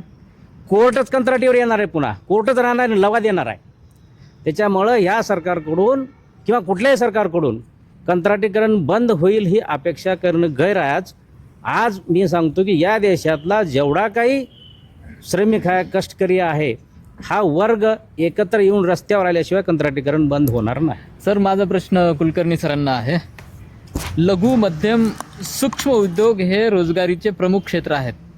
कोरोनानंतर या क्षेत्राला आलेली मरगळ अद्याप हटलेली नाही. सरकार पॅकेजेस जाहीर करते, मग ते कुठे जाते? रोजगार निर्मिती का होत नाही? हे पहा, बँकांचं राष्ट्रीयकरण झालं त्यावेळेस प्राथमिकता क्षेत्र नावाचं एक क्षेत्र असं डिझाईन केलं गेलं की ज्यांना एक 40% एकूण बँकाच्या कर्जाच्या 40% रक्कम प्राथमिकता क्षेत्राला द्यायची. त्यातले विभाग ठरले होते. त्यातले शेती क्षेत्राला 18% द्यायला पाहिजे. तसं SSI नावाची एक संकल्पना होती. लघु उद्योग या देशातला एकूण पारंपरिक व्यवसाय पाहता हा दिला होता. काळाच्या ओघामध्ये जेव्हा राष्ट्रीयकरणानंतर ज्याचे हितसंबंध दुखावले गेले होते तत्कालीन सरकारनी आणि आस्थागायत वारंवार त्या SSI किंवा सगळ्या व्याख्यांमध्ये बदल केला. पूर्वी 2 कोटीपर्यंत असलेला SSI म्हणायचे ते 5 कोटीपर्यंत गेला, तो 10 कोटीपर्यंत गेला, तो आता 50 कोटीपर्यंतचा उद्योग देखील जर SSI गृहीत धरला जाणार असेल तर त्या मूळच्या जे तुम्ही अभिप्रेत आत्ता बोलताय त्या SSIला ऊर्जितावस्था कशी येऊ शकेल? नंबर 1चा मुद्दा. मी जर तुम्हाला असं म्हणालो की ॲग्रिकल्चरला 18% द्यायला पाहिजे हे बंधन आहे आणि 18% महाराष्ट्रामधलं महाराष्ट्र हे राज्य बँकिंगमध्ये सगळ्यात प्रगत राज्य आहे. Concentration of banking is in Mumbai आणि पुणे. महाराष्ट्रातलं सर्वाधिक ॲग्रिकल्चर कर्ज कुठे असेल तर ते आहे नरिमन पॉईंटला. नरिमन पॉईंटला जिथं 1 इंचभर काळी जमीन नाही त्या ठिकाणी या राज्यातलं सर्वाधिक ॲग्रिकल्चर क्रेडिट आहे. ही वस्तुस्थिती आहे. ह्याचं कारण असं, ॲग्रिकल्चरवर प्रोसेस करणाऱ्या कंपन्यांची हेड ऑफिस नरिमन पॉईंटला आहे. त्यामुळे त्यांना दिलेलं कर्ज ॲग्रिकल्चर कर्ज गृहीत धरलं जातं. आणि हीच लाईन मी हे मुद्दाम विस्ताराने यासाठी सांगितलं की SSI जे तुम्ही म्हणता, जे आपल्या डोक्यात आहे पारंपरिक पद्धतीनं, तो SSI नावाचा कन्सेप्टच आता नाही आहे. मी 50 कोटीच्या जवळपास ह्याच्यामध्ये असलेल्या उद्योगांना मी विविध स्कीम आणल्या आणि त्यांना मी देतोय आता. लघु उद्योगांना, छोट्या कारागिरांना, गाव खेड्यात असलेल्या लोकांना, जे लघु उद्योगामध्ये कुटीर उद्योग आणि लघु उद्योग, यांना बँकाकडनं सहजा कर्ज दिलं जात नाही. ते कर्ज जरी दिलं गेलं त्यातल्या थकीतचं प्रमाण जास्त आहे. असं म्हणून नव्हे की त्यांना ते भरायचं नाहीये, परिस्थितीवश ते भरूच शकत नाहीत, कारण त्यांच्या उत्पादित मालाला बाजारपेठ नाही, वस्तूला भाव मिळत नाही, त्यामुळे त्यांचं कर्ज थकतं. कॅपिटल इन्सेंटिव्ह उद्योग जर त्या ठिकाणी आला तर या मालाला कोणी विचारत नाही. त्यामुळे बँकांच्या या कागदोपत्री असलेल्या वाटणीला कसलाही अर्थ नाही. सर, साखर उत्पादन जास्त झालं म्हणून कारखान्यांना तोटा झाला, तर दर मिळत नाही हे चित्र एकीकडे आहे आणि दुसरीकडे बाजारात मात्र साखरेचे दर कमी होत नाहीत. काय नेमकं हे गोडबंगाल आहे आणि काय व्यवस्था याच्यासाठी होणं गरजेचं आहे? खरं हा विषय मला सांगता येणार नाही, म्हणजे मी स्पष्टता देऊ शकत नाही. पण फायनान्शियल सेक्टर म्हणून मी तुम्हाला एक गोष्ट सांगतो अशी की बाजारामधल्या मालाच्या किमतीशी आणि उत्पादित मालाच्या किमतीशी कसलाही संबंध राहिलेला नाही. ट्रेडिंगमधल्या ज्या कन्सेप्ट आल्या, आता फ्युचर ट्रेडिंग आहे. जो माल अस्तित्वातच नाही त्या मालाची बाजारपेठ आहे. उत्पादित मालच नसताना त्याचा व्यवहार केला जातो, त्याची बाजारपेठ केली जाते. आर्टिफिशियली एखाद्या गटाला, एखाद्या उद्योग समूहाला फायदा देण्यासाठी दर पाडले जातात किंवा दर वधारले जातात. हे आपण सोयाबीनच्या आत्ता त्यांनी उल्लेख केला त्याप्रमाणे आपण पाहिलेलं आहे. त्यामुळे हे सगळं ज्या गोष्टी आहेत ह्या प्रोडक्शन झालं, कमी झालं, नैसर्गिक आपत्ती आली त्यामुळे ते उत्पादन कमी झालं असं घडलेलं नाही आहे. त्यांचे बाय प्रोडक्ट्सच आता साखर उद्योगाकडे बाय प्रोडक्ट्सच एवढे मोठे आहेत की त्यांचे मूळ उद्योग त्यांनी बाजूला ठेवलेले आहेत. म्हणजे वी ऑल्सो प्रोड्यूस शुगर अशी म्हणायची त्यांना वेळ आलेली आहे. हे सगळ्या उद्योगात घडलेलं आहे. टाटा स्टीलची एकदा जाहिरात होती, आमच्याकडे पेट्रोल पंप आहे, आमच्याकडे रेस्टॉरंट आहे, आम्ही हे करतो. सगळ्यात शेवटी असं ते म्हणायचे की आम्ही स्टील देखील उत्पादन करतो. त्यांची मूळ ॲक्टिव्हिटी स्टील आहे पण ती वन ऑफ द ॲक्टिव्हिटी झाली. तसं साखर उद्योगांनी जे त्या ठिकाणच्या मुखंडांनी ते उद्योग गिळंकृत केले, त्यातला अर्थ शोषून घेतला आणि आपले उद्योग उभे केले त्याच धाटणीचे साखर उद्योग. त्यामुळे सहकारी साखर उद्योग बुडाले, खाजगी साखर उद्योग मात्र भरभराटीला आले आणि आर्टिफिशियली भाव पाडण्याचा प्रकार आहे. त्यामुळे त्या बाजारातल्या किमतीचा आणि उत्पादित मालाचा काहीही संबंध नाही, हे एक बँकर म्हणून मला कळतं. एकतर सरांनी सांगितलं ह्या सगळ्या गोष्टींमध्ये, पण बाब अशी आहे की कृतीच्या पातळीवर काय घडतंय हे सुद्धा आपण देशाची परिस्थिती, मग ते राज्य सरकार असेल, केंद्र सरकार असेल, केवळ घोषणेनं देश बदलत नाही, कृतीनं देश बदलत असतो. कृतीच्या पातळीवर कोण काम करत आहे तर कुणीच काम करत नाही. मी सांगितलं सुरुवातीलाच. आता हे सगळं करीत असताना एक लक्षात घ्या की आता तुम्ही साखरेच्या संदर्भात सध्या मार्केटवर कंट्रोल कुणाचा आहे? सरकारचा आहे का? नाही, व्यापाऱ्यांचा आहे. व्यापारी जे भाव काढतील तोच भाव सगळीकडे मान्य होतं. त्यामुळे व्यापारी या पद्धतीनं भाव देणारच नाहीत. ते त्यांचा फायदा बघतील, त्यांची प्रॉफिटेबिलिटी बघतील. तुमची प्रोडक्शन कॉस्ट काय ह्याच्याकडे कोण बघायला लागलं? त्यांना त्याच्यामध्ये जर काही मिळत असेल तर ते त्याला वाढवतील, अन्यथा वाढवणार नाहीत. जायभाई सरांनी सांगितलं की शिक्षण व्यवस्था आणि बेरोजगारी, मुळात आता शिक्षण व्यवस्थेमध्ये बदलच करून घ्यायचा असेल तर आताची आपल्या देशातली शिक्षण पद्धती काय आहे? तर I read, I hear and forget. Hello, I hear, I read and forget. त्याच्याऐवजी काय झालं पाहिजे? I see, I read, I hear, I do and I understand. या पद्धतीनं जर तुम्ही गेलात तर स्किल तुमच्याकडे येतील. म्हणजे केवळ पोपटपंची करणारी पिढी जर तुम्ही मार्केटमध्ये आणत असाल आणि तीच जर तुमची स्किलफुल पिढी आहे, असं जर तुम्ही म्हणत असाल तर ती आपण आपली स्वतःची करून घेतलेली दिशाभूल असते. बरं, बाब अशी आहे की या सरकारने राज्य पातळीवर असेल, केंद्र सरकारच्या पातळीवर असेल, मुद्रा लोन आणि स्टार्टअप इथे अशा 110 योजना घोषित केलेल्या आहेत त्यांनी आतापासून. 110 योजना घोषित केलेल्या आहेत. याच्यापैकी कोणती घोषणा आज यशस्वी ठरलेली आहे तर तिथं एक भलं मोठं शून्य दिसेल आपल्याला. एकही योजना त्यांची चालू नाही. केवळ घोषणा करणं आणि लोकांच्या तोंडावर आकडेवारी मारणं, नवे नवे शब्द वापरणं. मग प्रणाम भारत असेल, अजून काही असेल, खडे हो जाओ इंडिया, बैठ जाओ इंडिया, काय जे असेल ते असेल, या पद्धतीनं जर असेल तर याच्यातून देशाची परिस्थिती सुधारतच नाही, हे लक्षात घ्या. पण त्याच्यासाठी एक मजबूत असं सरकार आलं पाहिजे ज्याच्याकडं उद्योगाचं धोरण असेल. आणि हे करत असताना तुम्ही टायनी उद्योग, लघु उद्योग, SSI येते सरांनी सांगितलं, तर तुम्हाला सांगतो की आता SSI सुद्धा शब्द उच्चारायला खूप अवघड चाललंय धनु, तुम्हाला सांगतो. काय ते मला ते म्हणायचं नाही आहे. बाब अशी आहे की इथं भांडवलाला महत्व येत चाललंय ना. 50-50 कोटी रुपयाचं भांडवल तुम्ही आणणार कुठून आहात, हा मुद्दा आहे. मुळात पैसा निर्माण करायचा तर कसा करायचा. सरकार म्हणजे काय पैसे छापणारी मशीन आहे का? मनात आल्या आणि नोटा छापल्या आणि मार्केटमध्ये आणल्या असं नाही होणार. त्याच्यासाठी आपल्या इकॉनॉमीचा बॅलन्स सुद्धा आपल्याला बघितला पाहिजे. चलनवाढ, चलनघट या ज्या काही संकल्पना आहेत ते त्याच्यासाठीच महत्वाच्या आहेत.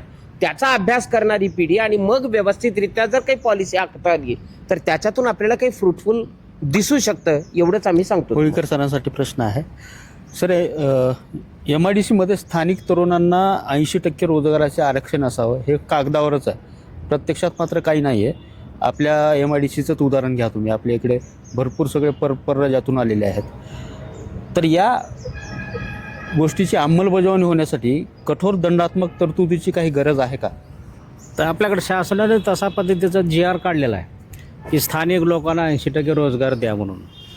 पण MIDCचं जर उदाहरण घेतलं आपल्याकडं तर मालकांना, उद्योजकांना काय पाहिजे की त्यांना जेव्हा पाहिजे तेव्हा कामगार पाहिजे. आणि आपल्याकडं मोठ्या प्रमाणात उत्तर प्रदेश, बिहार, राजस्थानमधून हा सगळा श्रमिक वर्ग आलेला आहे. एकतर तो कमी पैशामध्ये काम करतो, स्वस्त लेबर आहे, आणि तिथं काय समजा घातपात झाला केला तर त्याची कुठलीही वाच्यता होत नाही. त्याच्यामुळं त्यांना कमी पैशामध्ये अधिक श्रम देणारा, अधिक उत्पादन देणारा कामगार एक आपल्याकडं उपलब्ध झालेला आहे. आपल्याकडचा कामगार तो 8 घंटे ड्युटी मागतो आहे आणि हा आलेला कामगार तो तिथंच राहतो, त्यांना पाहिजे तेव्हा तो उपलब्ध असतो. त्याच्यामुळं स्वस्तामध्ये काम करणारा घटक येथे आपल्याकडं उपलब्ध असल्यामुळं स्थानिक लोकांना प्राधान्य दिलं जात नाही. बरं, स्थानिक लोकांची तुम्ही 10 वाजता ड्युटीला आला तर तो पुढं 8 घंटे करणार, 8 वाजता आला तर पुढं 8 घंटे असं, आणि मग तिथं तुम्हाला 2 शिफ्ट 3 शिफ्ट कराव्या लागतात. इथं कुठलीही शिफ्ट नाही, 12 घंटे 24 घंटे तो कामाला उपलब्ध आहे. आणि दुसरं तो 3 महिन्यासाठी 6 महिन्यासाठी येतो. म्हणजे 3 महिन्याला 6 महिन्याला मजूर बदलले जातात, कामगार बदलले जातात. हे गेले की ते येतात, ते गेले की हे येतात. त्याच्यामुळं मालकाला काम करण्यासाठी विनामोबदला म्हणलं तरीच हरकत नाही, आणि विनाबोबाट म्हणजे हा काय झालं गेलं तर बोबाटणार नाही ना. स्थानिकचा असेल तर तो तिथं काय अन्याय झाला, अत्याचार झाला तर पोलीस स्टेशनला जाईल, कामगार संघटनेकडे जाईल, कोर्टात जाईल. ह्या सगळ्या भानगडीमधून मुक्त होण्यासाठी सरकारच डोळे झाक करतं आहे की 80% असेल ना, 10% असेल ना, 15% असेल, काय देणं घेणं नाही. GR तुम्हाला दाखवायला काढला, त्याची कुठेही अंमलबजावणी नाही, त्याची जबाबदारी कोणावर नाही.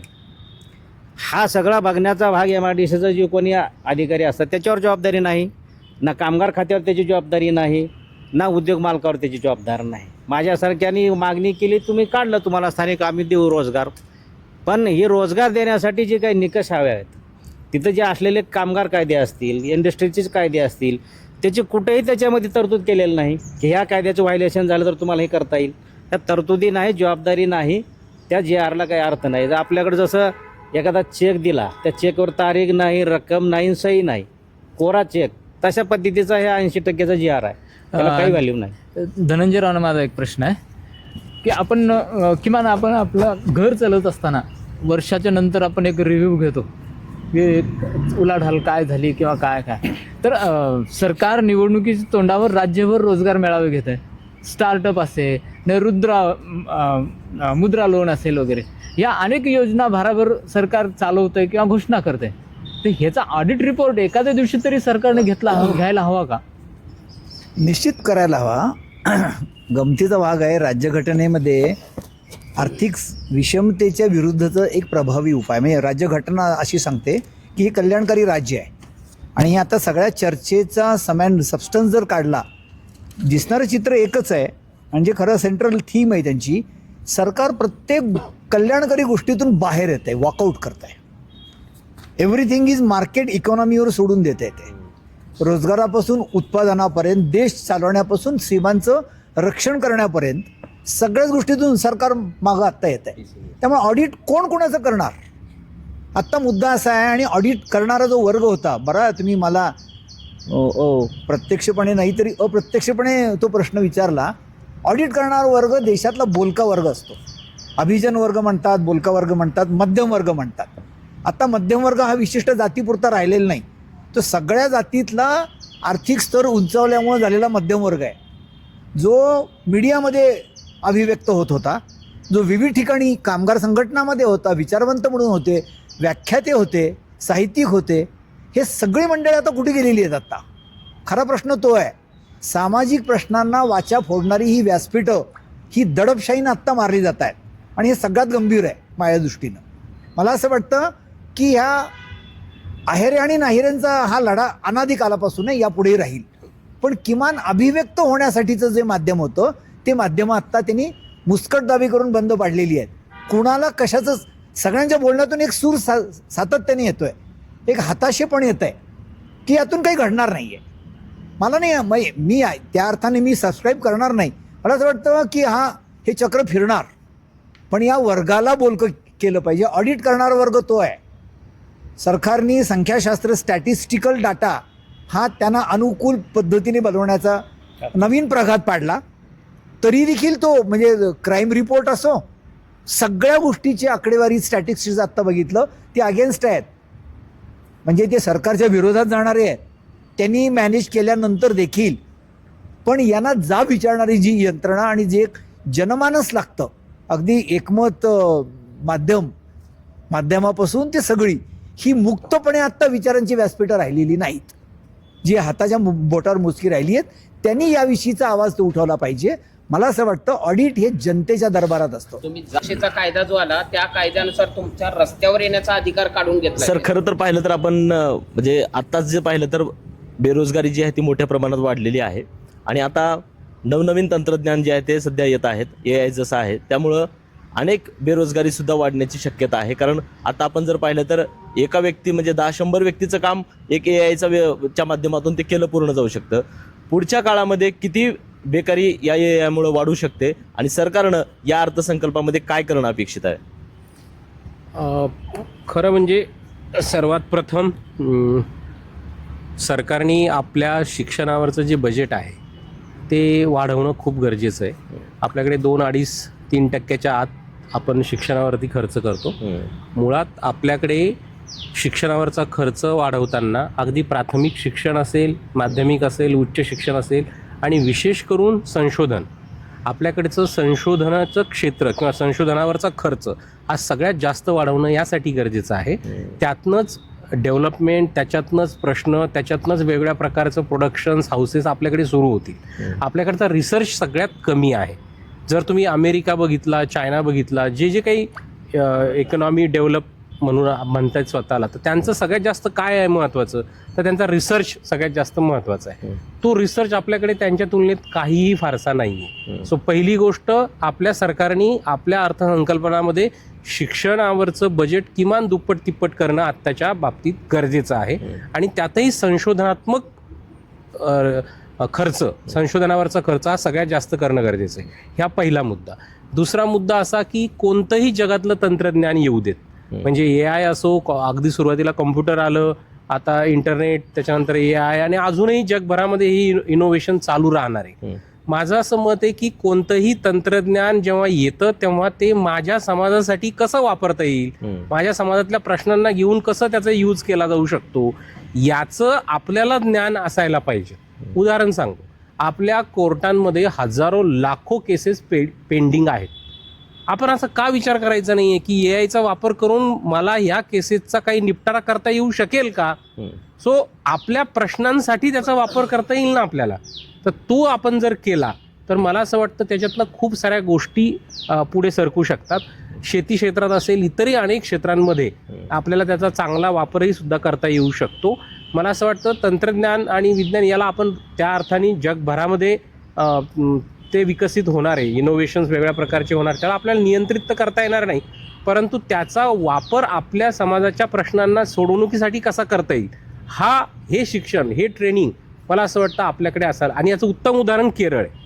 म्हणजे केरळ बघा तुम्ही, प्रत्येक गोष्ट आहे ना ते त्याच्या पद्धतीने वापरून स्वतःच्या स्टेटचं सगळ्यात जास्त हेल्थ पॉलिसी बघा, तिथल्या शिक्षणाचं हे बघा, साधं त्यांची जी भाषा आहे त्यांची मल्याळम, त्याच्यामध्ये जगभराचं साहित्य त्यांनी विकसित केलं. आता AI चा वापर करून वेगळ्या गोष्टी ते करत आहेत, जगभरातलं साहित्य तिथे ते उपलब्ध करतायत. मला असं वाटतं की तंत्रज्ञानाला शत्रू किंवा मित्र असं न बघता त्या तंत्रज्ञानाचा माझ्या समाजासाठी काय वापर होऊ शकतो या दृष्टीने जास्तीत जास्त विचार करणं, त्या दृष्टीने आपल्या लोकांना म्हणजे विद्यार्थ्यांना, शिक्षक असतील, प्राध्यापक असतील, यांना तशा पद्धतीने ट्रेनिंग देणं हे सुद्धा गरजेचं आहे. आणि मी व्यक्तिशः त्याचा वापर करतो AI चा. मला असं वाटलं की खूप साऱ्या गोष्टी त्यातनं शिकायला मिळतात, अनेक गोष्टींचा डेटा तुम्हाला त्यातनं मिळू शकतो, अनेक गोष्टींचा फायदाही त्यातनं मिळू शकतो. आज आपल्याकडे मला असं वाटतं ते शिकून त्याच्या मर्यादा आपल्याला दाखवता आल्या पाहिजे. ते न शिकता त्याच्याबद्दल आपण जर बोललो तर मग ते आपल्याला आत्मघातकी ठरण्याची शक्यता जास्त आहे. केंद्रानं जर पाहिलं तर ज्यावेळेस अर्थसंकल्प सादर केला त्यावेळेस डिजिटल क्रिएटरसाठी जी त्यांनी जो एक तरतूद केलेली आहे, तर तोच धागा पकडून राज्य सरकार सुद्धा याच्यावरती काम करेल. कारण विद्यापीठामध्ये असा कोर्स वगैरे काही उपलब्ध करण्याची शक्यता आहे असं वाटतं का, आणि काय करायला पाहिजे का असं वाटतं? खूप सारे कोर्सेस, छोटे छोटे सर्टिफिकेट कोर्सेस वगैरे याच्यावरती सुरू झालेले आहेत AI ला घेऊन सुद्धा. सुरुवातीच्या टप्प्याला काय होतं की जेव्हा असं नवीन तंत्रज्ञान आणि इनोव्हेशन्स येतात, हे पहिल्यांदा टीचिंग फॅकल्टीला पहिले ट्रेन केलं जातं. म्हणजे आता मी प्राध्यापक आहे, तर पहिल्यांदा मला ओरिएंटेशन वेगळ्या प्रकारचे रिफ्रेशर कोर्सेसमधनं मी ट्रेन करणार आणि मग माझ्या थ्रू विद्यार्थी आणि वेगळ्या प्रकारचे कोर्सेस त्यातनं डिझाईन होणार. सो आत्ता मोठ्या प्रमाणामध्ये प्राध्यापक जे आहेत, शिक्षक प्राध्यापक यांचं ट्रेनिंग मोठ्या प्रमाणात सुरू आहे. वेगळ्या प्रकारचे मॉड्यूल्स त्यांनी त्यात इंट्रोड्यूस पण केलेले आहेत. काही सर्टिफिकेट कोर्सेस ऑनलाईन पण उपलब्ध केलेले आहेत. त्याच्यातनं निश्चित एक पॉझिटिव्ह म्हणजे त्यातनं पॉझिटिव्ह गोष्ट, इनिशिएटिव्ह निश्चित होईल, त्याचा फायदा निश्चित आपल्या समाजाला पण होऊ शकतो. आणि अनेक ज्या गोष्टी किचकट आहेत, ज्या गोष्टीला जास्त वेळ लागतोय, खूप म्हणजे मेहनतीचं काम आहे, ते सहज आपण AI च्या माध्यमातून चांगल्या पद्धतीने त्वरित लवकरात लवकर आपण ते करू शकतो. सरकारचं धोरण आत्ता सध्या तरी म्हणजे काय म्हणतात त्याला, कागदोपत्री तरी ते पॉझिटिव्ह आहे AI बद्दलचं. पण ज्या दिवशी ते त्यांची डोकेदुखी ठरेल आणि ज्या दिवशी ते त्यांच्या, AI सुद्धा काही इतकं सोपं समजू नका तुम्ही, म्हणजे ते एक दिवस ते तुम्हालाही पकडणार आहे, तुमच्या सगळ्या गोष्टींनाही पकडणार आहे. तर त्यावेळेस काय होईल, म्हणजे RTI कायदा आला त्यावेळेस माहिती अधिकार सगळ्यांना असायला पाहिजे, लोकशाही वाढली पाहिजे, डेमोक्रेसी विकसित झाली पाहिजे, प्रत्येक माणूस बलवान झाला पाहिजे असं आपण म्हणलो. पण नंतर RTIचं काय केलं आपण, त्याचे सगळे नख सगळे काढून टाकले आपण त्याचे. तर हे पण AIच्या बाबतीत होता कामा नये. म्हणजे हेही एक महत्त्वाचा मुद्दा आहे. आता तरी ते त्याच्या बाजूनी आपल्याला दिसत आहेत की त्याला प्रोत्साहन देताना आपल्याला दिसत आहेत. मी होळीकर सरांकडे येतो. खरं तर सर, या उद्याच्या अर्थसंकल्पामध्ये कामगारांसाठी राज्य सरकारनं कुठल्या तरतुदी आणि कुठल्या घोषणा करणं अपेक्षित आहे, तुम्हाला काय वाटतं याबद्दल? आता कामगार चळवळीमध्ये, कामगार क्षेत्रामध्ये आपल्याकडं 1953 पासूनचं कामगार कल्याण मंडळ आहे, महाराष्ट्र कामगार कल्याण मंडळ. आणि मग त्याच्यानंतर 5-6 कामगार मंडळ झालेले आहेत. त्याच्यामध्ये माथाडी कामगार कल्याण मंडळ आहे, घरेलू कामगार कल्याण मंडळ आहे, महाराष्ट्र सुरक्षा रक्षक ज्याला पारेकरी वॉचमन म्हणतो त्याच्यासाठी मंडळ आहे, इमारत आणि इतर जे काही बांधकाम क्षेत्र आहे त्याच्यासाठी कामगार कल्याण मंडळ आहे, हे सामाजिक सुरक्षा एक मंडळ आहे. आणि मग हे मजुरीचे दर ठरवणारं किमान वेतन सल्लागार मंडळ आहे. असे आपल्याकडे 7-8 कामगार कल्याणासाठी मंडळ आहेत. पण मंडळामार्फत जो काही कारभार चालतो किंवा हे मंडळाचे जे काही कार्यालय आहेत त्याच्यासाठी पुरेशी यंत्रणा त्याच्यासाठी लागणारे जे काय मनुष्यबळ संसाधन हेच मुळात कमी आहे. म्हणजे हे पहिल्यांदा जर अर्थसंकल्पामध्ये हे सगळे मंडळं जर मजबूत केले, मला वाटतं हे कार्यक्षम झाले, कार्यान्वित झाले, तर ह्या सगळ्या कामगार क्षेत्रावर त्याचा प्रभाव राहील. आणि मग ज्या उद्देशासाठी, ज्या ध्येयासाठी आपण हे सगळे मंडळ उभा केले, मला वाटतं त्या ध्येयाकडे आपण वाटचाल केलं असं एक वाटेल. आत्ता आपल्याकडं सगळ्यात दुर्लक्षलेला घटक, कमी उत्पन्न असलेला, अत्यंत दारिद्र्यात असलेला घरेलू कामगार, जो दुसऱ्याच्या घरी जाऊन धुणे भांडे करतो, साफसफाई करतो, स्वयंपाक करतो, असा मोठा घटक आज आपल्याकडं पूर्ण देशभर आहे. लातूर शहरामध्ये किमान 10,000पेक्षा जास्त घरेलू कामगार आहेत. तर यांना एका घराच्या कामासाठी मिळतात किती रुपये? 800 ते 1,000 रुपये. एक कामगार आमचा किमान 7 घरं, 8 घरं, 9 घरं, 12 घरं काम करणारी महिला आहेत. आणि 12 घरं काम करणारून आणि मग पुन्हा स्वतःच्या घरचं कधी काम करणार? अशा या घरेलू कामगार कल्याण मंडळासाठी गेल्या 17-18 1 रुपयाची आर्थिक तरतूद केलेली नाही. आणि त्याच्यावर जे काही कार्यकारी मंडळ आहे अशासकीय सदस्याचं तेही नाही. मध्यंतरी 21च्या अर्थसंकल्पामध्ये उद्धवचं सरकार होतं, त्या सरकारने 250 कोटीची तरतूद केली होती. आणि त्याच्यानंतर मग एकनाथ शिंदेचं सरकार आलं आणि ते 250 कोटी रुपये त्यांनी पळवले. म्हणजे गेले 8-10 वर्षामध्ये घरेलू कामगार कल्याण मंडळाकडे 1 रुपयाची तरतूद नाही, सुरक्षा रक्षक मंडळाकडे नाही. आणि मग हे सगळे मंडळं आज बंद झालेले आहेत. त्याच्यामुळं पहिल्यांदा अर्थसंकल्पाच्या माध्यमातून जर सरकारने कुठली गोष्ट करायची असेल तर हे जे काही कामगार कल्याण मंडळ आमचे सक्षम केले पाहिजेत. आणि मग त्याच्यानंतर त्यांचं उत्पन्न वाढतं आहे, आपोआप ते मंडळ चालतात आणि हे सगळ्या योजना आणि त्यांच्यासाठी असलेले कार्य पुढे जातं. मी कुलकर्णी सरांकडे येतो. खरं तर सर, सध्या महागाईचा खूप मोठा भडका वाढलेला दिसतोय. ही महागाई कमी करण्यासाठी किंवा नियंत्रणात आणण्यासाठी राज्य सरकारनं या अर्थसंकल्पामध्ये काय ठोस पावलं उचलणं गरजेचं आहे, कुठल्या तरतुदी करणं गरजेचं आहे वाटतंय? भाव नियंत्रण कायदा आपल्याकडे अस्तित्वात आहे, तो तर दिला जात नाही. एक शेतकरी, आता एकमेकाशी निगडीत गोष्टी आहेत. MSP नावाची गोष्ट आत्ता जी मागतायत शेतकरी, तोही त्याचा एक आधारभूत आहे की तो वर्ग मोठा आहे. ग्रामीण अर्थव्यवस्था जर त्या शेतीवर असेल तर त्यांना खर्चावर आधारित मालाची किंमत देणारी MSP ही ते आणू शकतात. हे राज्य असं प्रगत राज्य की ज्यांनी या देशाला रोजगार हमी योजनेसारखा कायदा दिला, त्यामुळे त्यामध्ये प्रोग्रेसिव्हनेस ते दाखवू शकतात, ते त्या पद्धतीने करू शकतात. हा पहिला मुद्दा.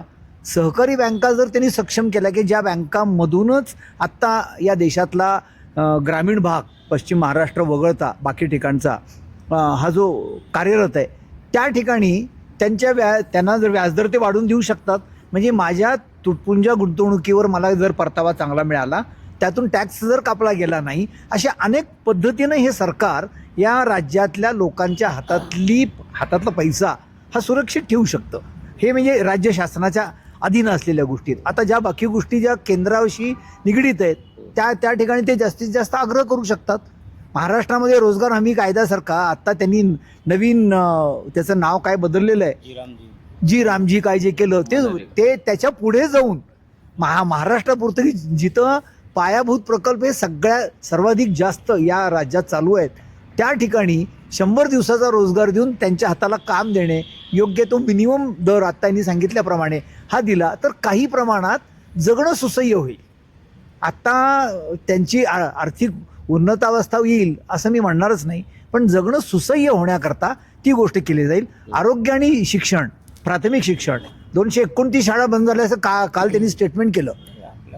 मराठी भाषा दिनाच्या निमित्ताने जिल्हा परिषदच्या 229 शाळा बंद झाल्या, म्हणजे तो समूह शिक्षण क्षेत्राच्या बाहेर पडला. मग त्या शिक्षणावर त्यांनी खर्च करावा. आरोग्यावर म्हणजे करोनासारखी महामारी येऊन गेल्यानंतर किमान महाराष्ट्र राज्यामधल्या, आपण राज्यापुरतंच बोलूया, सगळ्या ज्या प्राथमिक आरोग्य केंद्र आहेत त्या ठिकाणी बेसिक सुविधा आपण देऊ शकतो, जेणेकरून शिक्षण, आरोग्य या गोष्टीकरता होणारा खर्च जनतेचा, दुर्बल घटकांचा तो कमी होईल. शासकीय योजनेतून जर त्यांना ते पाठबळ दिलं तर त्यांचं जगणं सुसह्य होईल. त्या दृष्टीने ते तरतुदी करू शकतात असं मला वाटतं.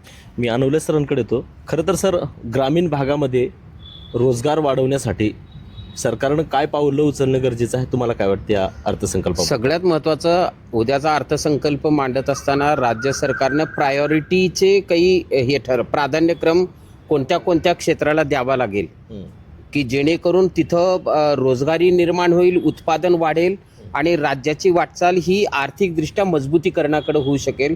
हा जोपर्यंत प्राधान्यक्रम सरकार ठरवित नाही तोपर्यंत तुम्हाला काहीही करता येणार नाही. आज मी तिला म्हणजे गेल्या 5-6 महिन्यापासूनचे जर वर्तमानपत्र आपण वाचले तर सरकार कोणत्या गोष्टीला प्राधान्य देते हेच अजून आपल्यासमोर आलेलं नाही. आणि त्याच्यामुळे हे जसंच्या तसंच राहायला लागलेलं आहे. आता मनरेगा आणि जी रामजीच्या संदर्भामध्ये धनंजय सरांनी सांगितलं की आता तुम्हाला सांगतो नवीन जो कामगार कायदा आला आहे त्या कामगार कायद्यामध्ये एक झालंय, तुम्ही बघितलं असाल धनंजय, की पूर्वी ज्या ऑर्गनायझेशनमध्ये 100 कामगार असतील, 100 लोक असतील तर तिथं तुम्हाला मालकाच्या मनाप्रमाणे करता येत नव्हतं. त्याच्यासाठी तुम्हाला सगळ्या गोष्टीची माहिती सरकारला द्यावी लागत होती, परवानगी घ्यावी लागत होती. आता ही मर्यादा आताच्या सरकारनं 300ला नेलेली आहे. आणि जे SSI सरांनी सांगितलं लघु उद्योग सांगितले तर त्या प्रत्येक लघु उद्योगामध्ये 300 आणि त्याच्यापेक्षा कमीच हे आहेत. मग तिथं मन मानेल त्या पद्धतीनं चालणार आहे. 8 तासाच्या ऐवजी तुमचे 12 तासाचं काम घेणार आहे. तुम्हाला संपावर जाण्याचा तुमचा अधिकार काढून घेतलेला आहे. मग हे सगळं झालेलं असताना मग पुढं काय वाढून ठेवलेलं असणार आहे. त्याच्यामुळं राज्याचा मुख्यमंत्री जोपर्यंत त्याला दृष्टी काही असणार नाही, उद्योगमंत्र्याकडे काही दृष्टिकोन असणार नाही तोपर्यंत इथं अर्थसंकल्प उगम मांडून आणि त्याची चर्चा करून सुद्धा काही उपयोगाचं ठरणार नाही. त्यांना सुबुद्धी येवो एवढंच आम्ही सांगू शकतो. नक्कीच सर, या कार्यक्रमामध्ये आपण सगळ्यांनी वेळातला वेळ काढून आम्हाला आमच्यासोबत बातचीत केली त्याबद्दल आपल्या सगळ्यांचं मी धन्यवाद व्यक्त करतो. खरं तर धन्यवाद. उद्या राज्याचे मुख्यमंत्री श्री देवेंद्र फडणवीस हे राज्याचं अर्थसंकल्पीय बजेट सादर करणार आहेत. दिवंगत अजितदादा पवार यांच्या नंतरचं हे पहिलंच जे बजेट आहे आणि ते देवेंद्र फडणवीस जे आहेत ते सादर करणार आहेत. आणि महागाई आणि बेरोजगारी कमी करण्यासाठी सरकारकडनं कोणत्या तरतुदी केल्या जाणार आहेत, कुठले ठोस पावलं जे आहेत ते उचलले जाणार आहेत हे उद्या आपल्याला स्पष्ट होणार आहे. या चर्चेमध्ये आज आपण इथं थांबतोय. धन्यवाद.